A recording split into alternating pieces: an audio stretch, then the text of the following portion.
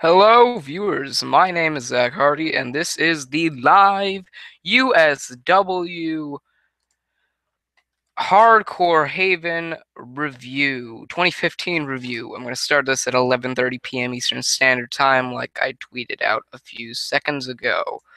Um, that's not a big deal. We only have about a minute left, so I guess I'll give you my overall thoughts on the pay-per-view. It was a great pay-per-view.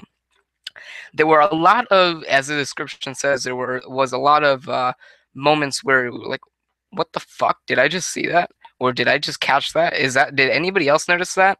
There was a lot of those moments, and it was very interesting. Um, I of course watched it back after my pre-show. I watched it back, and I have to admit it was even better watching it the second time. Even though I knew what was going to happen, it was even better watching it the second time because you got that real feel of, instead of missing your entire match and missing whatever it was after or before your match while you were getting ready, it was kind of like you got to watch it all over again, and there was no distractions while watching the pay-per-view. And I kind of got to watch myself as well, so that was kind of really awesome. So yeah, I mean it was a great pay per view, a lot of great moments, and I'm pleased to have watched it over again. So now that it is 11:30 p.m. Eastern Standard Time, we are going to get ready and watch, or you guys are going to get ready and watch my live review of USW Hardcore Haven 2015. First off, we get into the kickoff match. It was the three-ways number one contenders tag team match for the USW to become the new number one contenders for the USW Tag Team Championships. Indigo Child and Chain Reaction, Indigo Reaction beat the Martin Brothers and the team of Anarchy and Simon Saint. Of course, as my prediction stated, I believed that Indigo Reaction was the only team that you could really pick to win this match, and that really was capable of winning this match and going ways with it. And one of the what the fuck moments that you got from this was, of course, the whole encounter between Indigo Reaction, Martin Brothers, Anarchy, and Simon Saint, and the commentators. As the commentators continued to say, like, Alex Martin is beating down on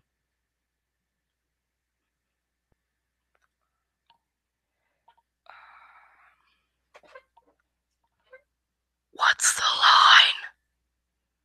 What's the line? Who is that dude? Not the one wearing white, the one wearing black. Who's that dude?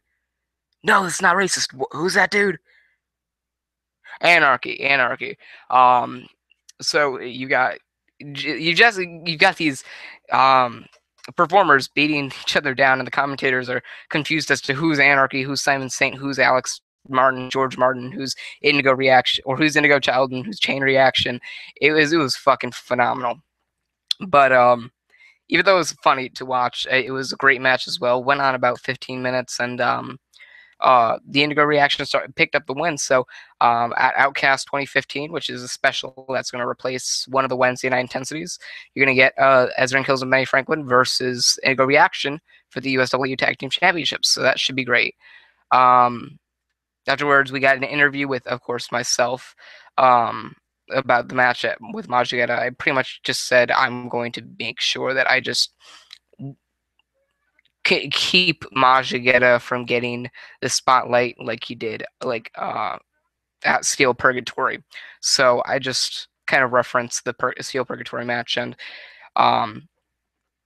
told everybody how I was not going to let Majigeta have the limelight again tonight. So second match, the Bloody Massacre match. Fernandez beat Philip Akron. He set up the Acorn, but then Fernandez got out of it through Philip Akron into the corner post, but then he ran after Akron, and Akron threw him into the post. So ended up having Fernandez becoming bloody, and he then wiped off the blood and sprayed. He sprayed Philip Akron with the blood, and the referee saw the blood on Philip Akron, and they called the match for Fernandez. So it was fucking phenomenal. It was like that Matt Morgan versus Hernandez match. Yeah, pretty cool though. It was a nice little twist on that from TNA, and it was just fucking phenomenal. That was a great match. Both matches were like 3-star worthy. The first match ended when I believe it was Simon Saint or Anarchy got a um inverted and lined down um sharpshooter on or a scorpion lock on Alex Martin, and Indigo Child just crawled up and covered Alex Martin while he was down in the center of the ring, covered him for the 3 count. That was great. But the Bloody Massacre match was pretty slow, and it wasn't all that interesting or intriguing. Now, I mean, the match was pretty good, but all they really did was go out of the ring, throw each other over the barricade, fight through the audience, end up fighting into a large empty spot in the Coliseum, usually set for like the loading area back into the Coliseum where you load the seats and everything. And they just fought back up to the ringside and then just stayed, in front of the hard camera for the rest of the match. It wasn't great, but the match itself was pretty good, so that was a 3-star. That's what made it 3-star worthy. Now here comes the third match. The finisher match for the Extreme Championship. TJ beat DHIG to retain the Extreme title. I'm not mad at who won. I mean, I'm glad TJ won. It makes no sense for DHIG to pick up the win and take the Extreme title. But why a fucking finisher match? I don't understand that. I don't understand what the concept idea of it was. Oh, one of these guys is gonna hit the finisher, and that's what's gonna put the match away. Why not just a no disqualification match? I mean, the finisher match just seems bland. It seems like you only have to do it seems like you can just win it right away. Like for some performers in USW, in WWE, and TNA, and Ring of Honor, and Lucha Underground, and NXT, and NJPW, and NEW, and excuse me, and NJIP, and IPW, and all of these promotions, Dragon Gate, all these promotions, most of these performers can just one can run out with somebody, the opponent can run at somebody, and then the opponent can catch him in a finisher, and they win the match. Like the guy doesn't have to be beaten down or anything, unless it's like a high flying move or a submission move. In that case, then you're at a disadvantage. But especially if your opponent's finishing move is something they can do while you're just running. Like if your finishing move is a clothesline, which is why I'm glad Majigeta nor BP Fierce were in this match, especially because BP Fierce, his finishing move is literally just him twirling around and clotheslining somebody. He doesn't even clothesline him. He just pushes their head back with his fucking forearm or his elbow or his inside of his arm. It's stupid, but when you can have that kind of match, it just seems like it's stupid. It's a stupid concept, and the finishing maneuver match or the finisher match is just a stupid concept. It could have just easily been a no disqualification match, and that would have been more acceptable than this. But anyway, this is a 2-star match. I mean, most of the matches we get for the Extreme title are 2-star worthy matches, and it really hasn't been anything interesting since I think Crimson and Red versus MC4 versus Titanfall / Crimson Red versus Titanfall. So, I mean, this Extreme title has to get a revamp, or it just needs to, be defunct. It's just stupid now. So, TJ won. He retained the title. Fourth match was a 4-ways match for the International Championship. Oh, I hate this finish. Ash beat James, Gringo, and Titanfall to win the International Championship. I complained about this on the pre-show, and it was James has to win because Gringo and Titanfall do not deserve the title, and Ash should not beat James or anybody else in this match. The reason being is because he lost the title at Key and Case, so why have him lose it if he's just going to win it back at Hardcore Haven? It makes no sense, and it was a stupid idea. And I told you that James was going to be a productive champion if he got the chance, and he didn't get the chance. It wasn't anything I said. It wasn't my fault. He just didn't get the chance. Ash beat James, and now he's the new international champion. Whoop-de-doo. I don't want to spend any more time on this. Before that, we got Dustin Raymond and the Masked Assailants beating down or attacking Cannon before their bamboo cage match, which is pretty much just a Punjabi prison match. Edwards, we got Majigeta trying to avoid Hardy the entire night, trying to avoid me the entire night. He ended up getting trapped in a room because he trapped himself in a room because he's a dumbass. He's a fucking dumbass. At least his character is.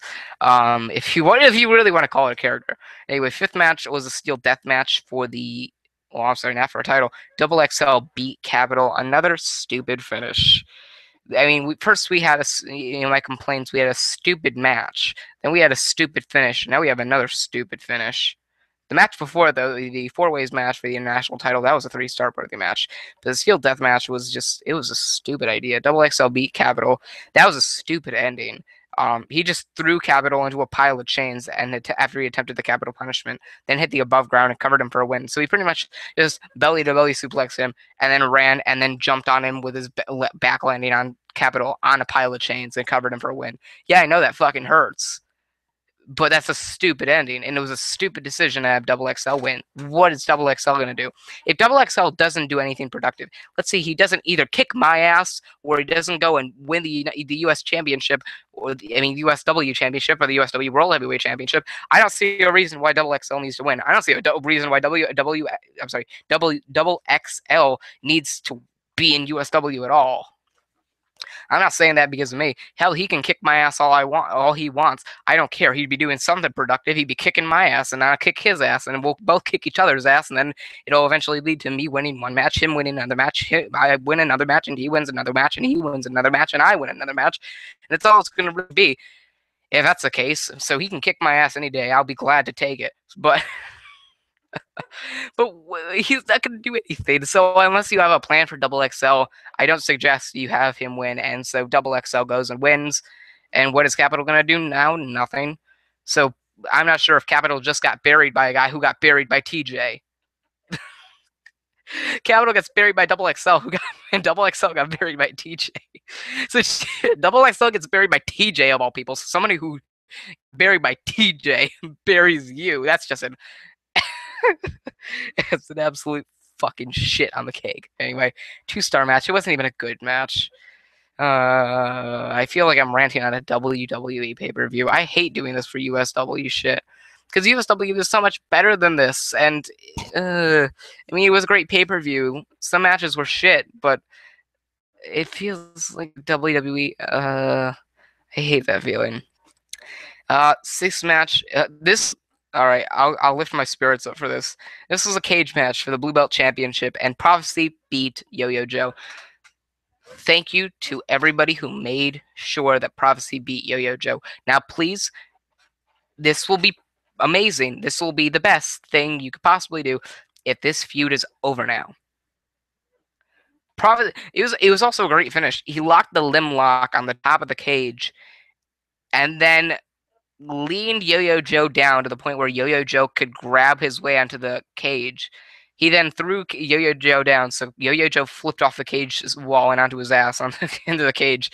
And then Prophecy escaped over the cage and retained the Blue Belt title as Yo-Yo Joe looked down in disgust. I'm asking you, please end the match, end the feud now. Because this is a great way to end the feud.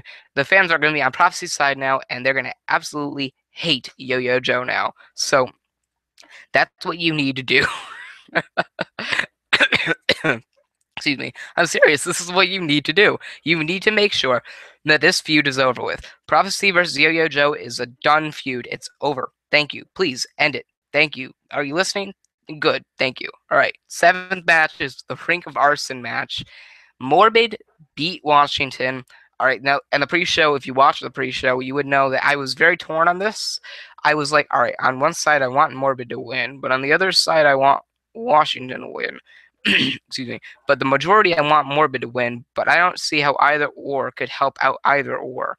But he just hit a pile driver on Washington in the corner and threw him over the top rope and into the fire. And it was pretty damn simple. It was just all right, so yeah, I'm going to reenact it. So here's the corner.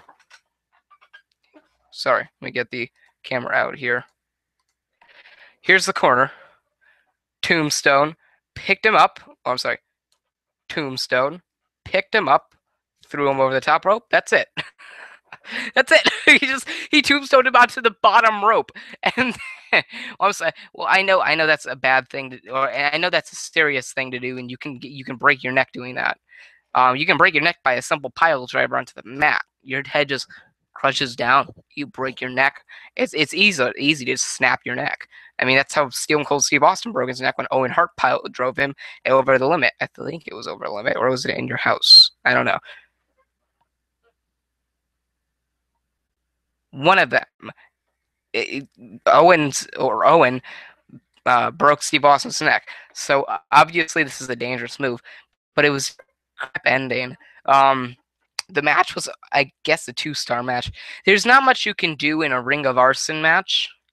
There are very few matches where it's no disqualification, but you can do anything, but you can't do much. And the Ring of Arson match is one of those things because all you can do is fight in the ring. If you go out of the ring, then you're lucky because you probably ended up jumping off the top rope. You can't just go through the ropes because then you're gonna be lit on fire and you're gonna lose. But the Ring of Arson match is pretty much like the Inferno match. You get thrown over the top rope and you're lit on fire and you lose. So I guess it was an ending, but it wasn't a great ending, and it was only two-star worthy match because you really could not do much in the Ring of Arson match, and a lot of these matches on this card that were made up, you couldn't really do much. And I mean, you had 13 matches for a 3-hour time limit. Now, in order to accomplish that, you need to have about 4.33 matches, I believe. 4.33 matches, or 4 1/3 matches every hour. And they all had to last about maybe 15 minutes or less. So that's a very hard thing you can do when you have a wooden metal match and a metal chain hangman's match and a bamboo cage match, a Punjabi prison match. Just imagine the bamboo as a steel cage on the outside ring, and then a giant wall outside of that cage, outside of the ring, where you have to climb over that as well. And there are no doors in the cage. That's not the Punjabi prison way. No, you had to climb over both, and you had to do that in like 15 minutes. They had to cut down some matches to about 5 or 10 minutes, and to cut down some promos as well, just to fit in some of these matches. I mean, you had a Ring of Arson match, which didn't take very long. It wasn't really a match that you could take too long. Tables match, you can end that pretty quickly. A 4-ways match and a 3-ways tag team match. That's kind of crazy. Bloody Massacre match. You gotta make it look believable. A finisher match, we can end that in like 2 minutes. I don't care. A steel death match, a cage match. Come on. I mean, there are a lot of ones you can easily be 15 minutes or less. But then there are some that need a lot of time to be interesting, and the Ring of Arson match just wasn't one of them. Anyway, moving on. The 8th match was a tables match for the USW Tag Team Championships. Ezra Hills and Benny Franklin thankfully did win and beat Case to retain the USW Tag Team Championships. I'm perfectly fine with that. I'm happy with that. They are now, by Wednesday, they will be in their 150th day as the USW Tag Team Champions. I'm happy with that, personally. I don't think any other tag team is ready to win the Tag Team Championships. I have a feeling USW is going to put the tag team titles on Indigo Reaction at Outcast or by Ultimate Consequence. And I have a feeling they're going to have Ezra Hills and Benny Franklin / Indigo Reaction carry the division until they get new tag teams in. I have a feeling they're going to be bringing back Fernandez and Gringo soon because they had Fernandez win, so they kind of have to give momentum.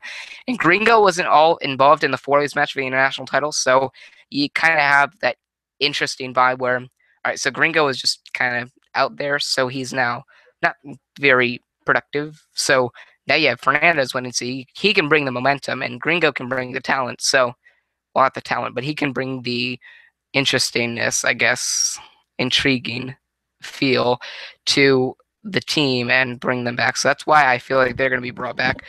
That, and also they were teasing it a little bit at Hardcore Haven by saying Fernandez, he'd do great in a tag team match. His strategy with a partner would be great, all that. Anyway, Ezra Hills, Benny Franklin win.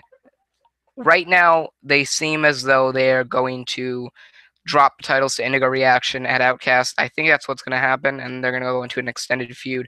Hopefully, I mean, you know what? I don't think it's going to be as great as their feud going into Called Greatness 10, but I think it'll be a great feud, or at least a good feud. and hell, maybe even worthy of bringing the USW Tag Team titles into the second to last match on the pay-per-view card or special event card or whatever.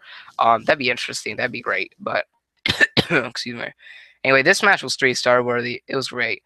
Afterwards, Mashkata tried to escape the room he was trapped in. He couldn't do it, so he just stayed there and hoped to hide. Anyway, we got into the 9th match, which was a good match, and this was one that could have taken about 15 minutes. And it was Lone Wolf beating Chris Ross in the parking lot brawl match. He locked Chris in the Howl, Chris Ross in the Howl, and dropped him through the windshield after covering him and locking him in the Howl, and then throwing him through the windshield. He just threw him into the windshield and it broke and he fell into the car, and then he stood on top of the car. It was a great match. It was not a great match. It was a good match. It was 3 stars. It was a 3-star worthy match, but yeah, Lone Wolf and Chris Ross, huh? Yeah, this match just does not intrigue me. They do have chemistry. They do work well together. They do have great fights. And, much like Fernandez. A lot of people have great matches with Fernandez, and same with Gringo. But just because you can have a great match with somebody doesn't mean you can have a great feud with somebody. There has to be a lot of chemistry between people. There has to be a lot of those people have to mix in a specific way, and they have to mix well. And Lone Wolf and Chris Ross can do that, but it's just not doing it for me. I don't like the whole backstory. I can almost guarantee you that there's going to be another match between Lone Wolf and Chris Ross going forward. I want to say going into Outcasts and possibly Ultimate Consequence, and that's going to be it. But I don't know. I'm hoping this match or this feud doesn't continue. 10th match. Why? Why does this have to be the ending? Why did this have to be the ending of the World Heavyweight Championship match in USW? All right, it was an open challenge ambulance match for the USW World Heavyweight Championship. Whoop-de-doo, whoop-de-doo, Western Light beat Seth for the world title. Oh, no. Oh. I'm sorry if this is too loud on the microphone. Western Light came out, and they had a good match. It was about 10 minutes long.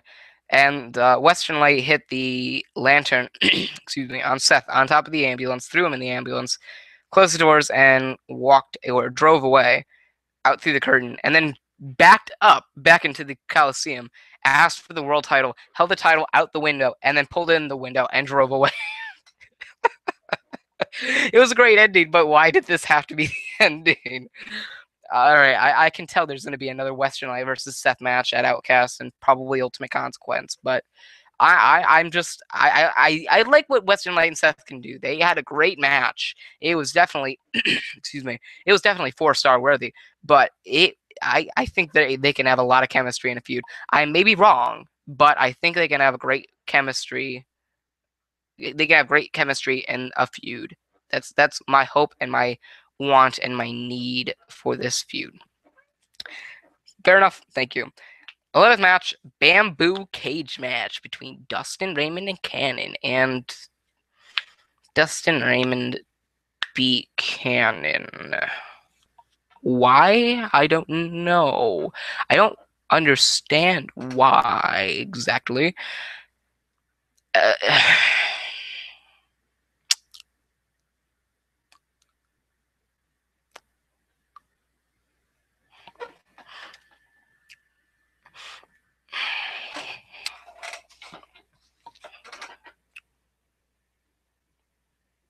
Yeah, I know, I'm short.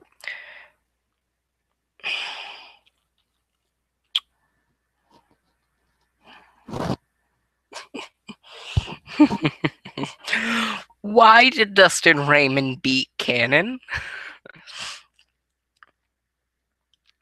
I saw none of this match, nor did I see the main event.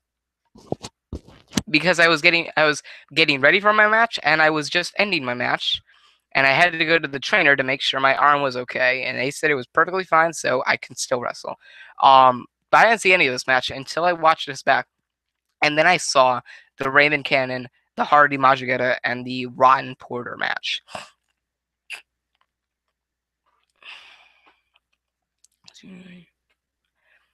It was a clever way to end it. It was a dangerous way to end it, and Cannon almost died. I'll tell you why in a second. But Dustin Raymond beating Cannon, I don't think it was a smart decision.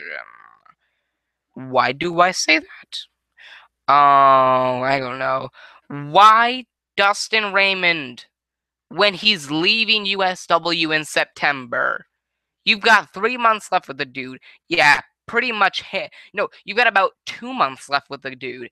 And you hand him the key in case, 2015 key in case, which usually means you can't leave USW until you either surrender the key in case on screen, or you lose it, or you bank it. I was going to say cash in, but you bank it. So you hand him the key in case, now you hand him the win against Cannon. What is he going to do over the next 2 months? You almost got 2 months. He leaves on like September 1st or 2nd or 3rd. And it's June 21st. So by, I think in 10 days, you'll have just around 2 months, or or just if 2 months left with the Dustin Raymond. What push are you going to give him? Who are you going to feed him to? Who is he going to put over? You have nobody to put over, have him put over, unless you put him in a handicap match and put over a new tag team. In that case, I don't see anything else working out.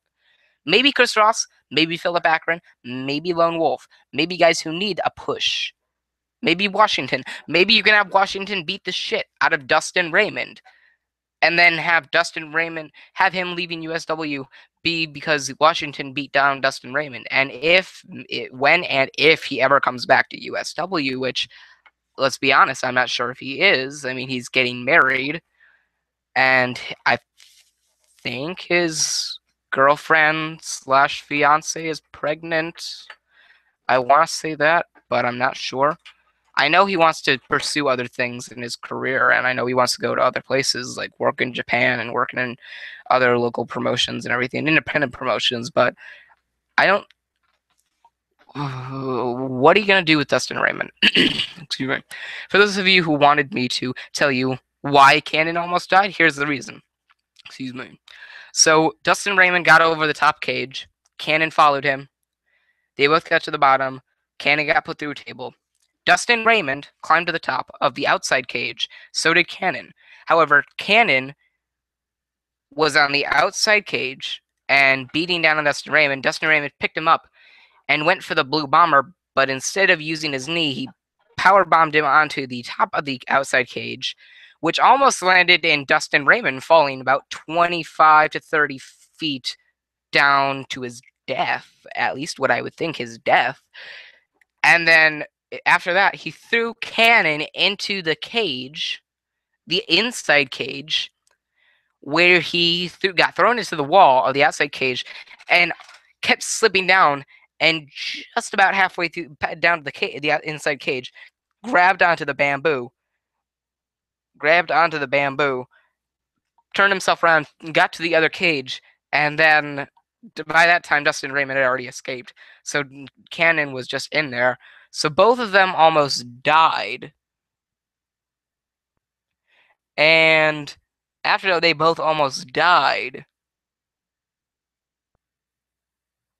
Dustin Raymond walks out, still with the key in case, and continuing to go on a rampage that will last all of about 2 months. So what is he going to do now? Is he going to lead an invasion angle with the masked assailants, the two fucking dudes with the masks on and the gloves on, the long sleeve shirts on, and the black dress pants and the black boots, the guys who look like they're going to go rob a fucking Radio Shack? Is he going to do that? Is he going to start an invasion angle? Is he going to have the two dudes who are going to go rob a Best Buy or a Radio Shack or a fucking... I don't know. He's going to go rob a Walgreens, come back with a bunch of goodies, and then play with them in the middle of the ring, wind up a little robot, have it walk around like... I don't know how those robots sound. You gonna do that? Act like a fucking kid for the rest of I don't know. What is he gonna do over the next few months? Nothing. I mean, I can see him and his masked goons robbing a Walgreens or a Best Buy or a Radio Shack or a fucking Blockbuster or a Red Box or what's it called? A Red Box or a fucking Reebok store? What is it? A Foot Locker or something? Or a Sports Authority or a Petco? Hell, a Pepsi or the fucking Stop and Shop market. In Connecticut, we have Stop and Shop, which is one of our biggest grocery stores, or a ShopRite, or a fucking Price Chopper, or a Target, or a Walmart, or a Walgreens, as I said before, or a CVS, or a Subway, or a McDonald's. And if you're gonna go rob a McDonald's, I wish you the best of luck in your future endeavors. Excuse me. I'm sorry for those of you who had to hear it. I'm disgusting, yeah. Why Dustin Raymond win? Why does Raymond win? Why Dustin Raymond win? Hashtag why Dustin Raymond win. Use that.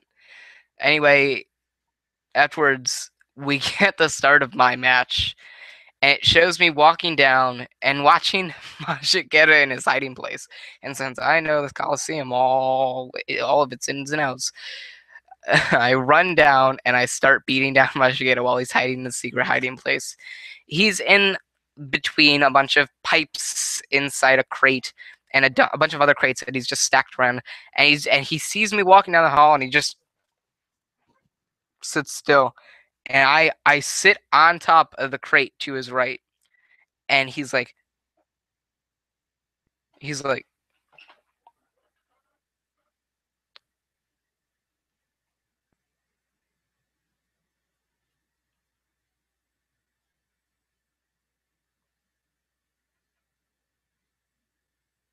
all of a sudden you hear, hello. It's me just sitting up. He goes, hi. And he tries desperately to get out, but I just take a bunch of pipes and I throw him away, or I throw him out, and I start beating him down, and I run him down to the ring, and the match starts because we're both in the ring, and I start beating him down again. It ended with me repeatedly hitting the Hardiac faceplant on him before putting him in a noose and talking to him in a very frustrated tone, but also a very vile tone, in a very vile way. And it's pretty much my way of punishing him before raising the noose and winning the match.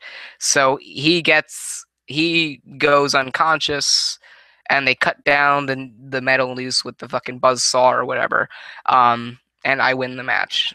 Not much else to say about that. The bamboo cage with the cannon was definitely a 3-star match, and my match was, looking back at it, I think it was a 3-star match. Nothing special, not a 4-star match, not a 5-star match, but it was a 3-star match. This leads to the 13th match and the main event of the evening. Let me do my announcing here. Ladies and gentlemen, boys and girls, the result of the wood and metal match for the USW Championship. I know this is terrible, but bear with me, and let me tell you the intro. Introducing first, the challenger,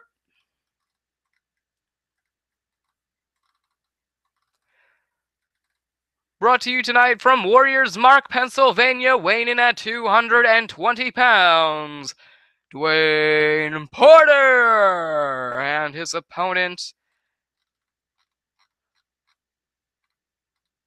from Minneapolis, Minnesota, weighing in at 295 pounds. He is the current reigning, defending, undisputed USW champion, Alexander Rotten. There you go. And anyway, the winner of the match and still USW champion, Alexander Rotten. Alexander Rotten won. He locked in the rod at the top of the ladder and then threw Porter off the ladder and through the table placed by Dwayne Porter and retrieved the USW title and celebrated to end the show. So Alexander Rodden beat Dwayne Porter. That was about 20 minutes long. And I'm going to say 20 minutes long. And Alexander Rodden won. It was a 4-star worthy match. All in all, the pay-per-view had its flaws. It had many flaws. But the pay-per-view in total was a good pay-per-view. It was executed well. A lot of the finishes were questionable, but I think in the end, it all worked out to pleasure. And I think anyone can agree with me on the fact that even though a pay-per-view is not the best it can possibly be, it can still bring to the table when it's supposed to. And I think this was a prime example of something that USW can do. And in it, you can have a lot of flaws and things that USW does wrong, and a lot of positives and things that USW can do right. And I think you had those moments in this pay-per-view where it was USW did some things wrong and questionable, and some parts of this pay-per-view where you can go, USW did some things right and did some things unquestionable or undoubtable. And I think this is one of the prime examples, and I think this is a big example that USW has had since maybe beginning of last year.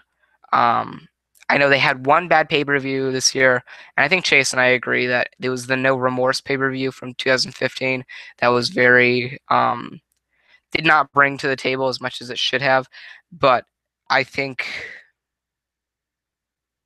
that USW can deliver and not deliver at some points when it should.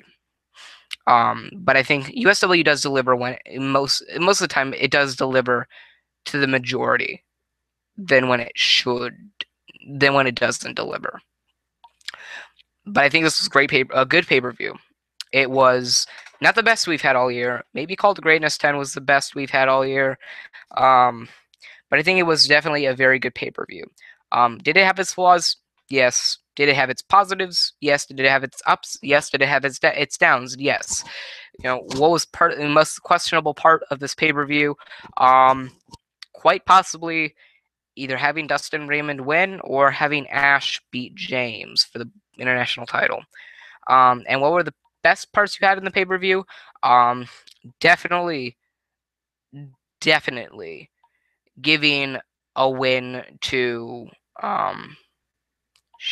it slips my head. Prophecy, and giving a win to Alexander Rodden. I think those are very good and very bad moments, or very bad and very good moments in this pay-per-view. So without further ado, I'm going to give this pay-per-view a 3-star. It would be a 4-star had there been less moments and more moments, but I think this pay-per-view deserves 3 stars. So tell me, what were your thoughts on the pay-per-view in total and in the description box below. Thank you for watching. Remember to like, favorite, and subscribe for more. This was my Hardcore Haven 2015 live review. Remember to like, favorite, and subscribe for more. I'm Zach Hardy, signing off.